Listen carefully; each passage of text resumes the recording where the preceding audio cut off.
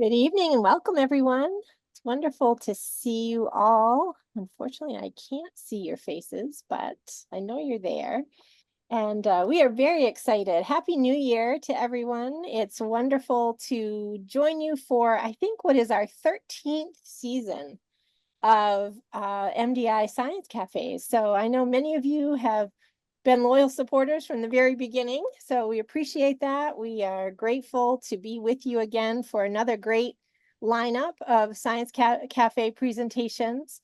And I want to just issue a special welcome, a shout out to our friends Marty and Ed, who are in New York hosting a little Science Cafe watch party tonight. They got a group of their friends together and are all watching as a group. So that's wonderful and lots of fun. So we are excited to have you all with us.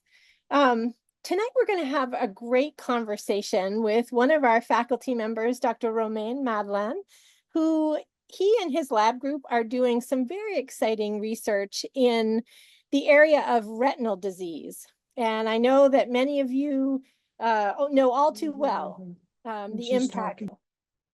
So what we're going to do tonight is have a conversation with Dr. Madelaine and his lab group, and we're going to talk about some of the work that he is doing to really shed new light on some of these diseases that plague so many of us. I think I read a statistic today that 53% of all people over the age of 60 suffer from some form of retinal disease. And so those are things like age-related macular degeneration, glaucoma, diabetic retinopathy, all of which Romain and his lab group are using the zebrafish to learn whether or not it might be possible for humans to one day regenerate these neurons that are involved in retinal disease. So with that, before we have that conversation, I want to just remind folks a couple of housekeeping details. If you can keep yourselves on mute, that would be helpful as we have this conversation. And then we want this very much to be a conversation and to be participatory. So if you have a question, if you'd like to use the raise hand feature, which is in the menu at the bottom of your screen if you're on a laptop, or possibly at the top of your screen if you're on a mobile device, and just raise your hand, we'll call on you. We have several folks. We got a question already. Look at that. And we will call on you. If not, you can put your message in the chat and we will read that question aloud. So with that, I do want to welcome Dr. Romain Madelaine, who is with us tonight. Romain, it's great to see you. Thank you for being here. Hey, Romain, you're broadcasting on the big screen in Kinney, just so you know. Good for me. Good face. Yeah. Very nice. Very nice. So Romain, you joined the lab in 2021, is that right? About 3 years ago? Right? April 2021, yes. So just as COVID was ending, kind of a challenging time to start a research lab. But tell us just a little bit about what brought you, what brought you to the lab. What was your early career path like? Do you want to tell us a little bit about that? Yeah, I mean, I can start with where I'm from. I'm from France. You can probably see that with my I will say nice and pretty strong French accent. So I'm from a small town in close to Brittany that maybe some of you can know, called Laval. And maybe I will start with a fun fact that I like to say to my friends. So maybe I will start with that, you know. The region when I am from in France is called Maine. And I'm basically here in Maine in the US. So I often say to joke that I left Maine in France to come here to Maine in the US. So maybe not such a big change. But no. So yeah, I came here in 2021 and I started doing biology like almost everyone probably in high school. And it's really I always wanted to work with animals, and I guess when I was really a kid, I wanted to be a veterinarian. And I probably changed my mind when I was probably 14, 15 years old, when I had this class of biology and genetics. And I learned for the first time about genes and how we can control basically everything we are with some simple modification of genes. So I felt quite in love with genetics at this point, and I decided probably, yeah, 15, 16 years old, not sure when it was, but a long time ago already, that I wanted to do some research in biology and some research in genetics. So I'm very glad to say that it's what we do now in the lab. I'm a developmental biologist, geneticist. That's great. And where were you before you came to MDI BL? So I did my postdoc work at Stanford University in California for about 7 years. I was working with zebrafish already, like I did during my PhD. So I did my PhD on zebrafish in Toulouse, France, working on neurogenesis in zebrafish. I did my postdoc at Stanford, working on neurobiology, different type of projects. I will not go into the detail of all of them, but it's basically here that I started to work on retina development and retina regeneration, that I wanted to be the next focus of my scientific career. That's great. And so just for the audience, Romain has actually a number of different projects underway in his lab that are related to neuronal regeneration. But tonight we are going to just focus on his work on retinal regeneration. And so right now, Romain, you have a pretty robust group. You've got what, five grad students and postdocs in your lab? 4 PhD students, 1 postdoc, and 1 research assistant. So a growing group. I think when we first met you, you had just arrived, and we had an event where you joined our Star Point Society members. It was on the tail end of COVID, so you were just getting that lab up and running. So it's great to see the progress. It was basically only me at this time. Yeah, that's right. Well, I know that you all have a lot of exciting work underway, and I'm just wondering if you want to start by just explaining a little bit about the work that you're doing. Maybe tell us a little bit about some of these diseases, for example, glaucoma, and how that actually demonstrates itself, and how you're using the zebrafish to understand a disease like that. So glaucoma, so yeah, maybe some of you know, but it's one of the very important degenerative disease in the eye, in the retina. And it's basically high blood pressure that will induce degeneration of the optic nerve. And this optic nerve is obviously very important to transmit information from the retina to the brain.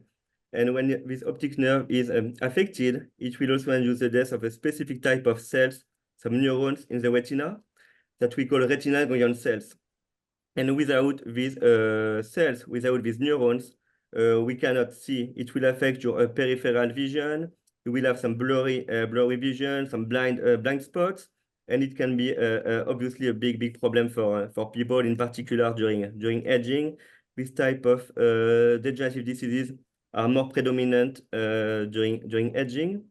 And for glaucoma, like for age macular degeneration or diabetic retinopathy, there is not really any good treatment. There is a few things that we can do to slow down the process, to make the life of people better, but not really any treatment. So bottom line, what we try to do in the lab is to understand how we can make new neurons. And we want to understand that using the zebrafish. And zebrafish for us is a very good model. And I will probably describe that a little bit, not too complicated, but just to give you some information about what we think is such a good model to understand regeneration. not only in fish, but to be able to have some translation into human health. Basically, if you take the retina from a fish or a human, it's very, very similar. The cells, the neurons that you can find in the human retina will find the same neurons in the zebrafish retina. The genes that we know to be important for the development of the... I think we just had somebody that was on mute. That's okay. Is it good? Sorry. And the genes that we know to be important for the development of the retina are also the same between human and zebrafish. And maybe more importantly for what we want to discuss today, the genes that are associated with the development of diseases like age macular degeneration or glaucoma are also present in zebrafish. So basically, we can use the zebrafish to do modeling of all these degenerative diseases to be able to better understand the process of degeneration.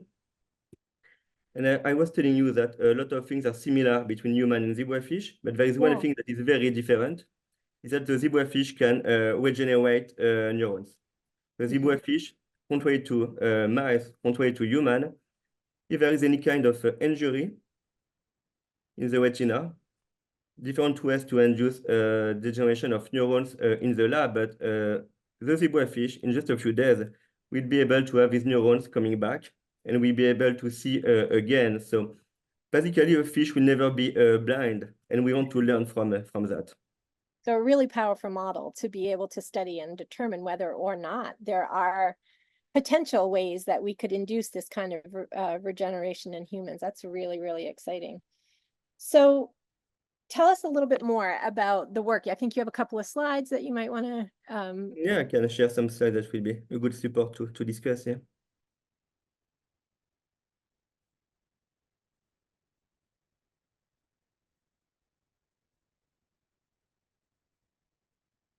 You can see it?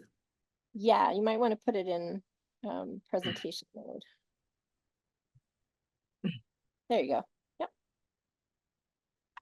Okay, so maybe I will start with all the people in the lab that you will be able to see after. But like Jerry was telling at the beginning, it's getting a good group with some new PhD students. They started Prita, BD, and Andita. You can see my mouse on the screen. Yes. And I point people. Yeah. Oh, I have a cross on the screen. Oh, that's weird. Yeah. Okay, it's okay. So yeah, so my new PhD student, they started about 1 year ago, now maybe a little bit more, but and ISET is a postdoc. He started in 2021 in October or November. And Romain Madelaine was my first, he was my first PhD student coming from France just after me, and started in August 21. And Caroline, she's not here today, but she's a research assistant. She also started in 21 with me. So yeah, human retinal disease. So we are speaking about that: age macular degeneration, diabetic retinopathy, glaucoma, and I will describe a little bit today how we use the zebrafish to better understand all these diseases. With a goal, really something very simple in the lab. Our objective is to try to make new neurons, and we want to understand that working with zebrafish, like I was telling you, because it can regenerate neurons very efficiently. Oh, I have a hand somewhere, Jerry. What's that? Oh, a hand. Yeah. Do we have a question? Yeah, I have a question. Sure. I was just wondering, you hear many people in films and stuff like that say that smoking weed helps with glaucoma, and I was just wondering if there's any truth behind that. I'm not, a subject expert on glaucoma, but that's the only context in which I've heard it, and I was just wondering if that's a myth or not. Thank you. Can you repeat the question, Jerry, just to be sure? It's about smoking weed? Curious if smoking marijuana had any impact. Okay, I'm not an MD, so I will not really be able to speak about that to know how it can be good or not. I don't think it can be completely bad if it helps some people, but it's really not a question that I can really answer easily. Yeah.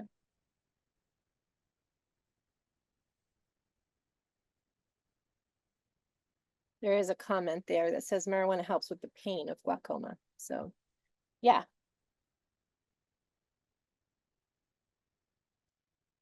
Right. So, Romain, maybe tell us just a little bit about some of the specific projects that you have going on in the lab. I know there's a couple of really interesting projects that you guys are showing some really new findings, and that's a little bit about what we wanted to share with the group tonight. Yeah, so we are speaking about glaucoma, and in the lab we use zebrafish to model all these retinal diseases. And something that we can do, for example, is that we can remove these retinal ganglion cells that I was speaking about that are very important to make the optic nerve. And by doing that, we can study the process of neuronal regeneration. And here is just one example. What you can see here is a flat-mounted retina image with a confocal microscope. It's fluorescent microscopy. And what is very interesting here is that if you have injury, in this case, injury is absence, ablation of some neurons in the retinal ganglion cells, we have this specific response here, where you can see that we have a lot of purple cells that you can see here, or green cells that you can see here. And here, what we were able to identify by doing this experiment, so it's a long story, and here I'm just doing a summary with one panel and one figure, but we were basically able to identify a new progenitor population, a new stem cell population in the zebrafish retina. And we were able to show that this stem cell population is able to make some new neurons. And what you can see on this panel here is that after the injury, 3 days after the injury, so it's pretty quick, in only 3 days, the fish has been able to make some new retinal neurons that you can see here in purple. And we know that it is neurons because they are also blue here, which is a marker of neurons in the retina. So we know that we have identified a cell population that can participate, that is involved in the formation of neurons in the zebrafish retina. Now, the big question, obviously, is how is that important for a human? How we can use that to promote the formation of new neurons in human? We don't have the answer yet, but it's really the next step of the project to work in mice, to work in mammals, and maybe in the long-term objective to be able to see how this can translate to human to treat some diseases like glaucoma. Fascinating. That's exciting.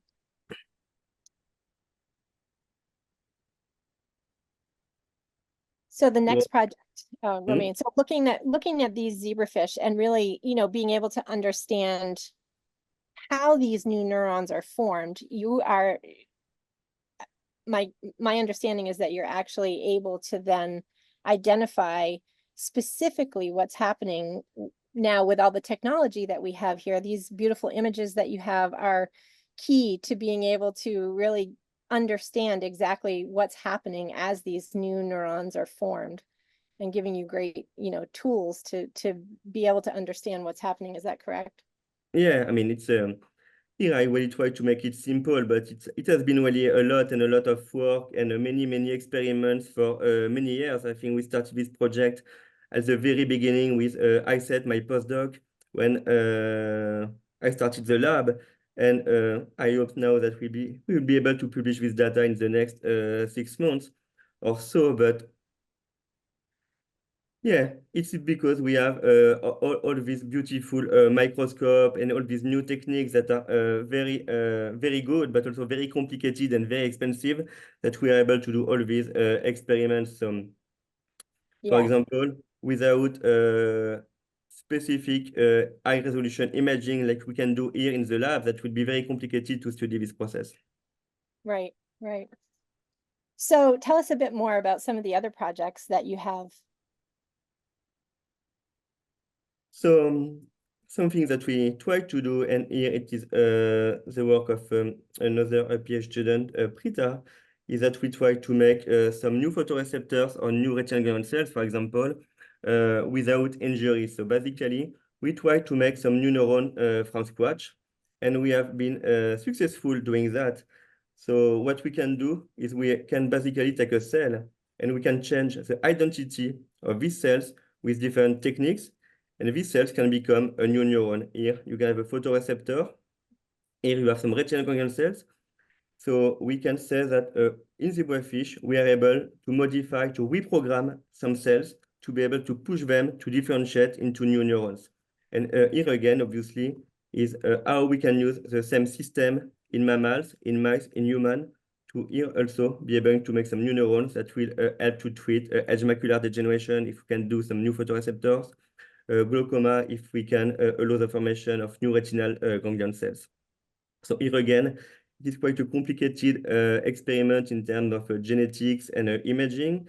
And here you have only 2 pictures, but it's probably a project that I started 5 or 6 years ago. So it has been a long process for us. So we are very excited today to be able to say that we are finally able to show that we can do it. At least with a specific setup, we can do some new neurons in zebrafish without any type of injury.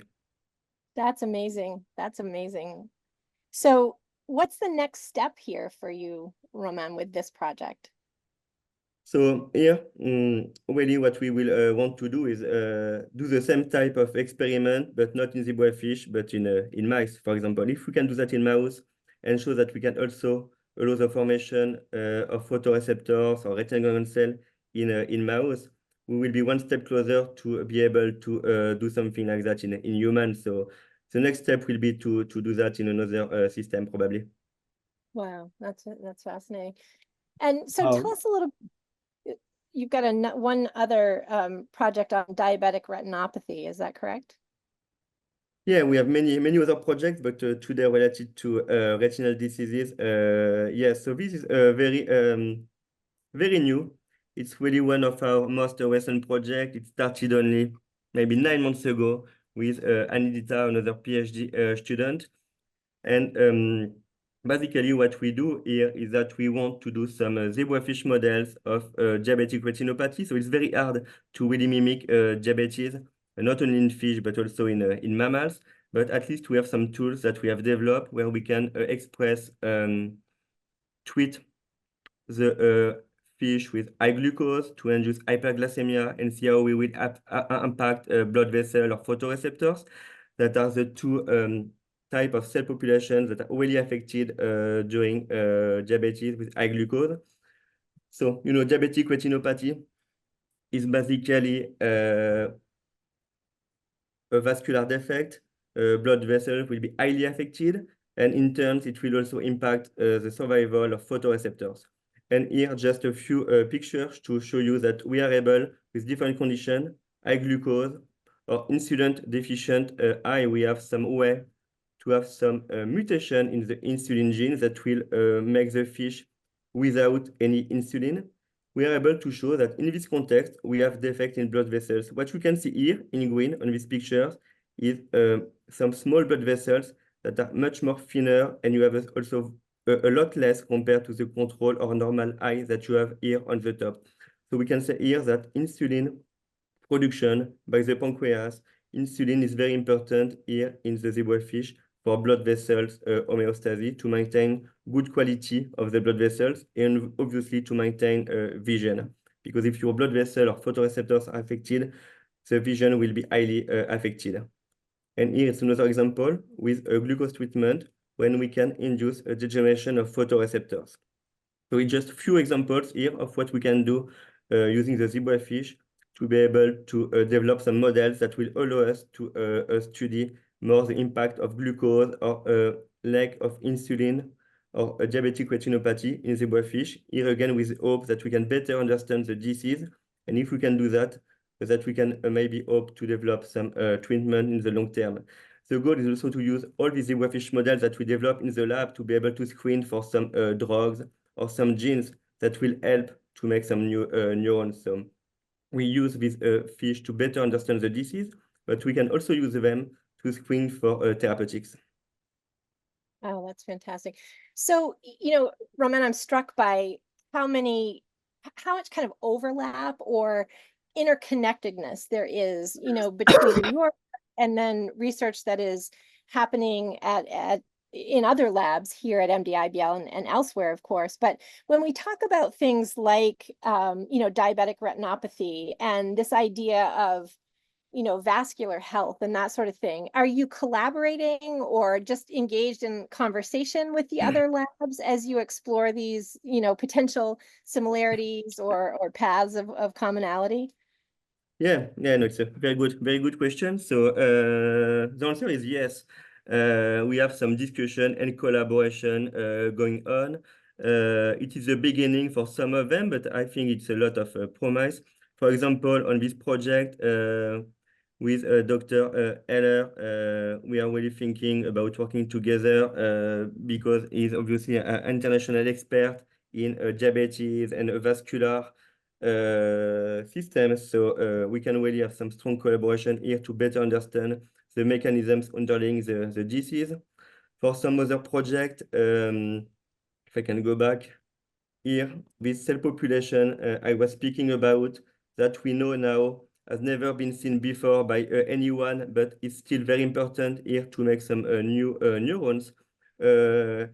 I believe, and we believe with Dr. Drummond, that we may have some similarities between retinal stem cell and the kidney stem cells that he's studying in his own lab. So here again, we have some interaction and discussion to see how what we study in our own lab could be more important and have a broader impact, if I can say. And so do you have when you talk about there being similarities in the stem cells that are involved in the optic nerve regeneration, with kidney or potentially others, do you have any theories about why that is? I'm just curious. It strikes me as really fascinating when we think about the process of regeneration and what might be involved in that. I mean, we have some idea. We need some experiments to test all of these idea. But yes, indeed, what you said is probably what I think is that this process that we identified in the retina may be a little bit more broad and could be also important not only in the retina but in other type of organs. We have some preliminary data showing that, for example, in the spinal cord or in the brain, we saw some similar response under injury. So it is possible that indeed it's not only restricted to the retina, but that what we identified here could be more important. We want to focus first on the retina because it is what we do, what we know. Sure. But Sure. if we speak about the next steps to look to have a larger view of this process in different organs is something that we are interested in for sure. That's fantastic. So before I do want to bring Dr. Haller into the conversation when we talk a little bit about diabetic retinopathy, but we do have a question in the chat, and it says, have you had time to see if any of the new ganglion cells produce axons that track to the optic nerve disc or further? That's a very good question. Not yet, not after 3 days, it's too early. We know that we have the cells. It's possible that they start to produce some axons that will be part of a new optic nerve. And it is something that I know we will have to do at some point. I don't know if we want to do it now or later, because it's all about to show that these cells are not just here, but are functional, really able to transmit information from the retina to the brain. We know in zebrafish that the fish can really recover vision after injury, so we don't have any doubt that these cells will be functional, but what we know from many other studies or some mine studies is that the axons to be able to grow up and to be part of the optic nerve, it will take more time. So it's only 3 days after the injury. It's too early to really be able to answer that, but later, yes, it will be. Interesting. That's fascinating. And just one more question here before we talk with Dr. Haller. It says newly generated retinal ganglion cells in mammals typically do not produce functional axons that extend. Oh, I see. This is a response. I see. Sorry, I didn't see that. That's fascinating. Can you see another that? question? Yeah, it's just the response. Yep. Yeah. Got that. Sorry. So, Dr. Haller, as you look at Romain's work in diabetic retinopathy, do you see a lot of similarities there in terms of potential understanding of how these, how that damage is corrected, and whether or not there's application in your work as you look at vascular approaches to treating that disease. Yeah, well, thank you very much. First of all, it's always fascinating to listen to Romain. And as he mentioned, we are talking a lot. We are starting collaborations on that. And he already mentioned what's so fascinating at MDIBL is that in his work, he's on the one hand focusing on neuronal cells. And then he mentioned the collaboration with Ian because he sees making new cells also out of stem cells. So this is happening in his model as well. And from my side, it's wonderful because it's so complementary. I'm a vascular person, and so far what you see here are neuronal cells and how neuronal cells are restored and regrow. But in the retina, the vascular cells, and Romain has already mentioned this, the vascular cells, the small blood vessels, and the neurons are really very near to each other, and they talk to each other all the time. So this is, here you can see a very nice example, of the vasculature and the neurons and how they really interact and they influence each other. And diabetic eye disease is a wonderful model where on the one hand you have damaged blood vessels, that's where we come in, and you have damaged neurons.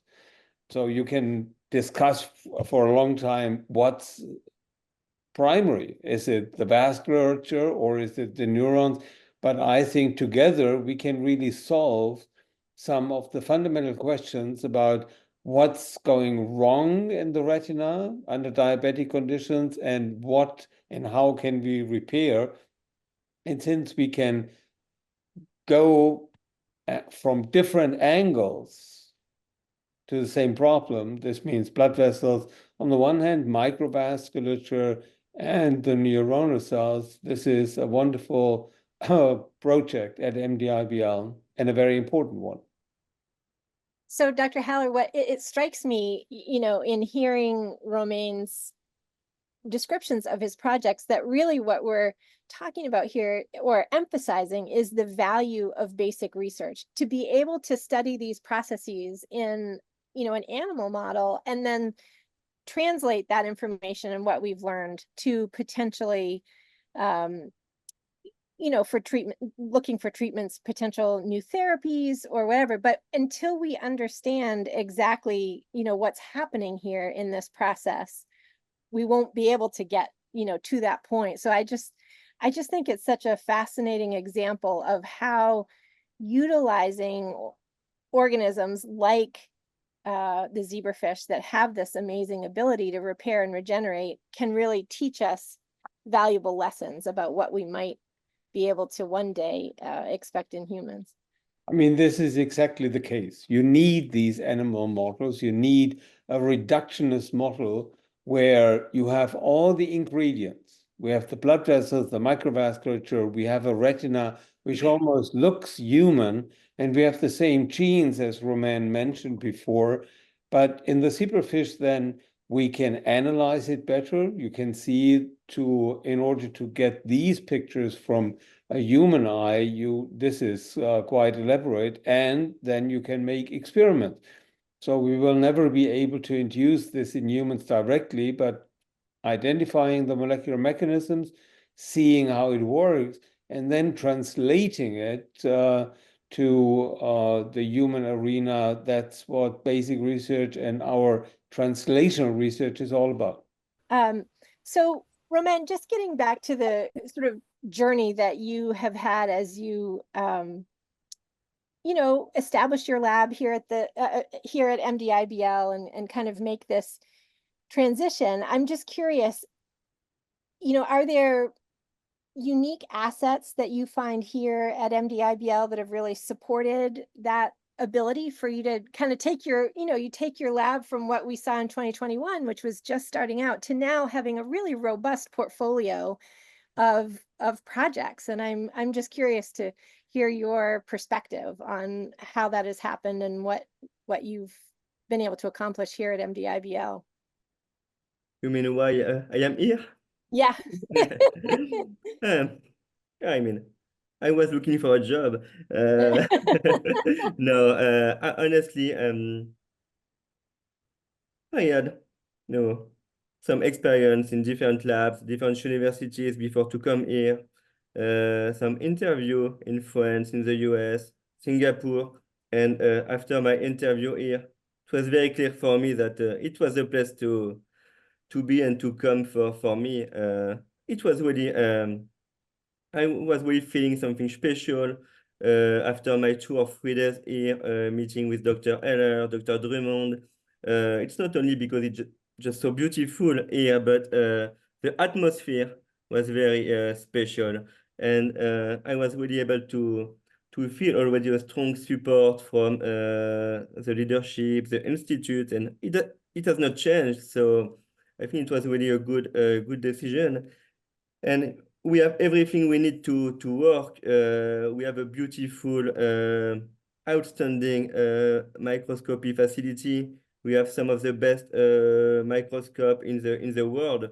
We can really do any type of imaging that we want. It will not be better if we are at Stanford or Harvard. We can just do it here. So we have really everything we need. And probably, maybe the most important was really the focus of the Institute on aging and regeneration.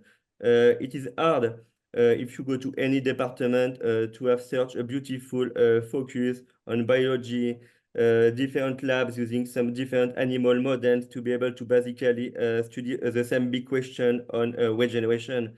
And this was probably the most important for me, to be able to work with people that really understand what I do, what I need. So Yeah. no, it has been a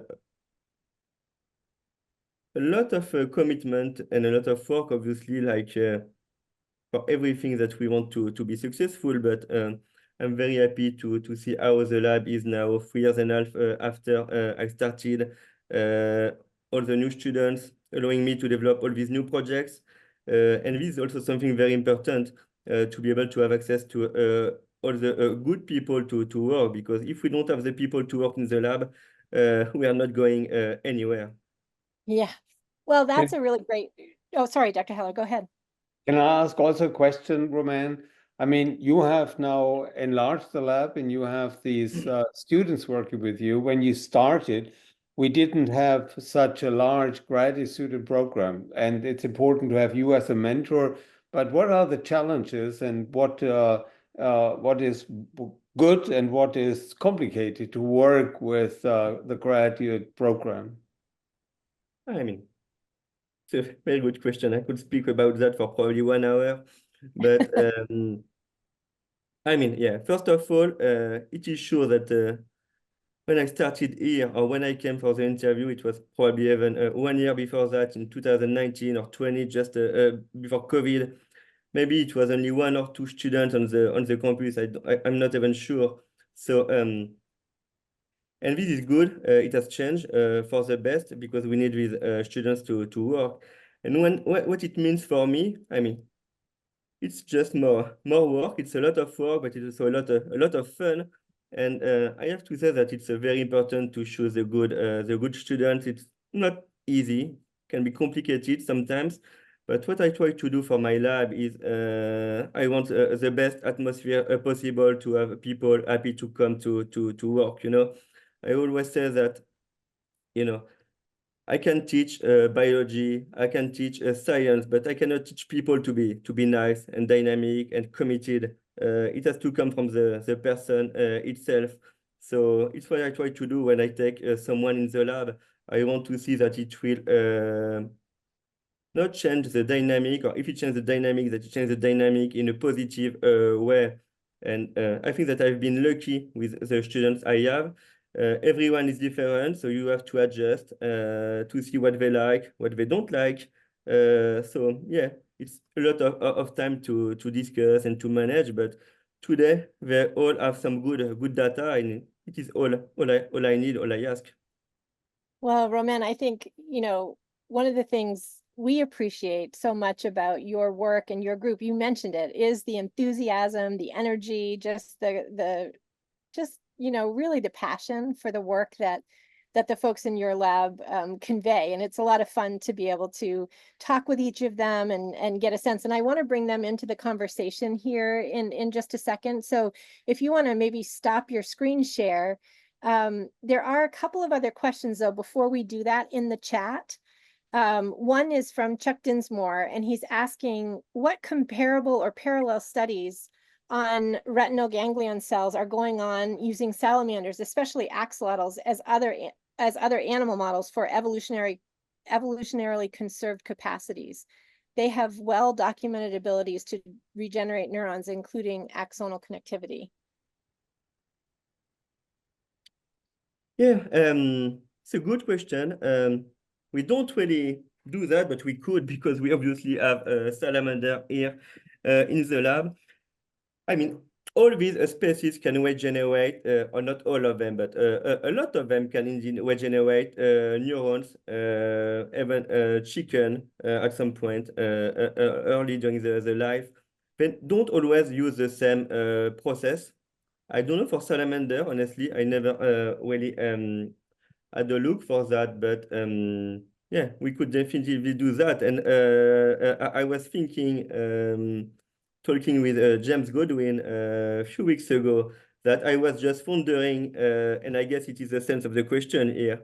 I was wondering if the cells that that we just identified in zebrafish, are they also here in salamander or other species, you know? It's a very good point. Honestly, today I don't have the answer for that. And a lot of labs are doing comparative biology for different processes, including retinal regeneration.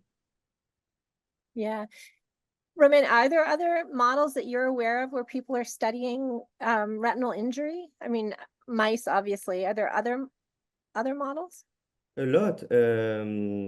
When we're speaking about chicken, a lot of the pathway, signaling pathway important for neurons regeneration have been identified. Oops, I think we might have just. In chicken. You can hear me?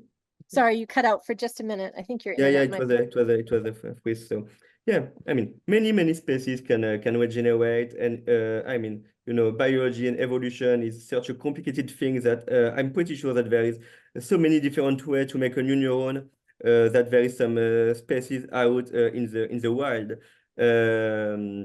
What we know from zebrafish, which is really my focus, is that we try to identify the similarities with human, and I think it is why it is such a good model and why zebrafish has been so famous to be able to study retinal regeneration. For example, today there is a lot of hope to make new neurons in mice, and it has been successful in some way using some transcription factors. So I don't want to go too much in the detail here, but basically, one of these transcription factors that is today used in mice to make new neurons, retinal ganglion cells in particular, it has been identified first in zebrafish as being very important. So all this comparative biology that you are mentioning, Yeah. it is something we all, you know, things that we identify in fish. Sometimes it can be something that is just weird with the fish, but sometimes it is also very important for mammals or humans. Yeah, that's fascinating. So I do want to go back to the sort of mentoring piece, and you know, we do have an opportunity to meet some of the folks that are working in your lab, and I'm really curious to hear from their perspective. Number one, what they're most excited about in terms of their projects. So I wonder if maybe I'm just going to throw a couple questions out there, and we've got Beatty, Aset, Romain, Preeta, and Anandita that are all with us, who work with Romain as PhD students and postdocs. And each one of them, as you saw in those slides that Romain put up, are responsible for working on these projects, but they all also kind of interact and collaborate as they're putting this as they're doing this work. So I'm just curious from you all, first of all, about the experience. What has your experience been like since you've been at the lab? I think some of you have been here just over a year. Others have been here since almost 2021. But just curious if it's meeting your expectations in terms of what you thought this experience would be like. Well, I feel like we are doing world-class science in a world-class environment. And personally, I feel so grateful to be a part of such an interdisciplinary environment, and, people with so much knowledge, and, everybody is so available to everybody else. Like I remember having troubles in the first year of my PhD, and I could literally go to Ian Drummond, and he will be explaining to me anything, like I can ask him about any stupid question or any small thing that can be, small for me, small for him, but not for me, and I might be suffering for that small thing, and he will help me, he will navigate me through the problems. Or same with Romain. Sometimes, like he's just available to us anytime, any moment that we want him to be. And it's just something that is beyond explanation, because science is very competitive. You are already struggling to produce data, and to be good at what you are doing, and science can be depressing, but not in MDI BL, I guess. I mean, not so far. I don't know how it will be, but so far so good. That's great.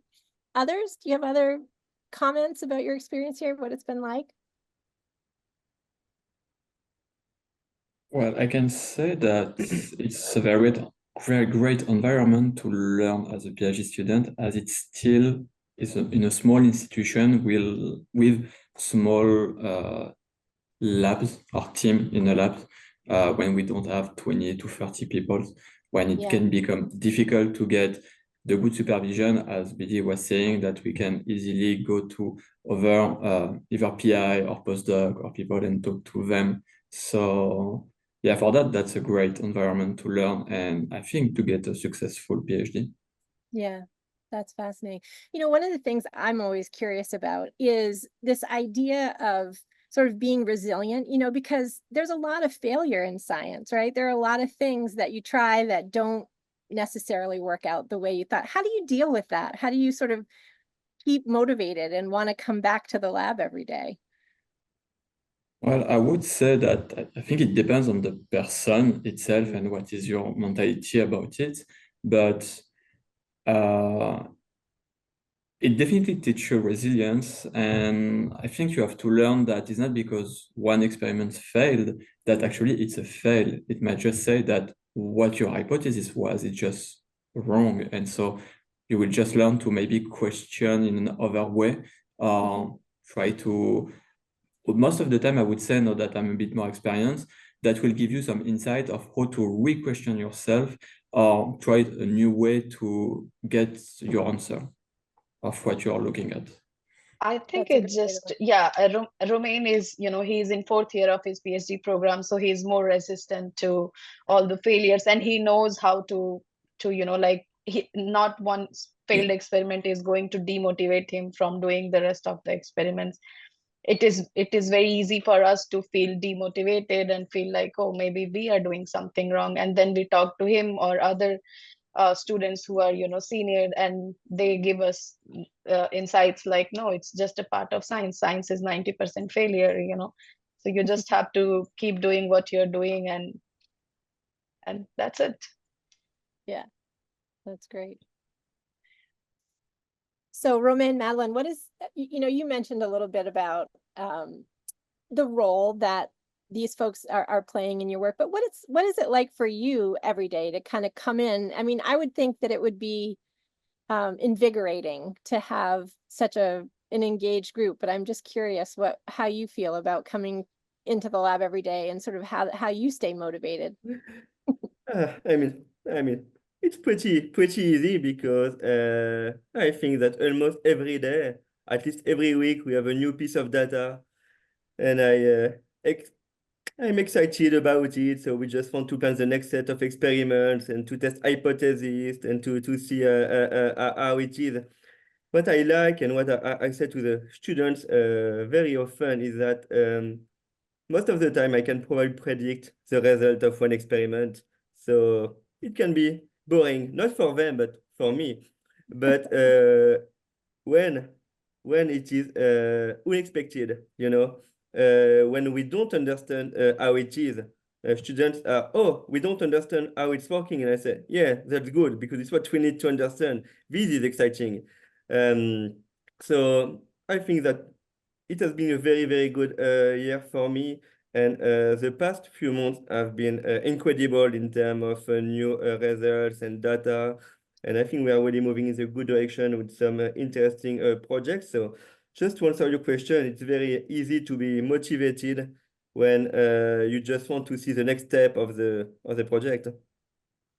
Well, that's the way we feel. We can't wait to see your next steps because it's been a lot of fun to follow your progress. And it's been great to have, all of you who are willing to share your work with our supporters. And we're really grateful to everyone who's joined us this afternoon to hear this update about the work that Romain and his group are working on. In the chat, you'll find that there is a little more information on our website about the work that they are doing. And we certainly encourage you, if you have any final questions for them, if you haven't had a chance to ask, now is a great time if you want to just raise your hand or participate in our conversation. And again, I apologize for our spammers tonight. That kind of made life a little interesting. I apologize if I was a little distracted as we were trying to figure out where all the activity was coming from. But it's wonderful to have a really robust conversation with all of you and with those of you who are particularly interested in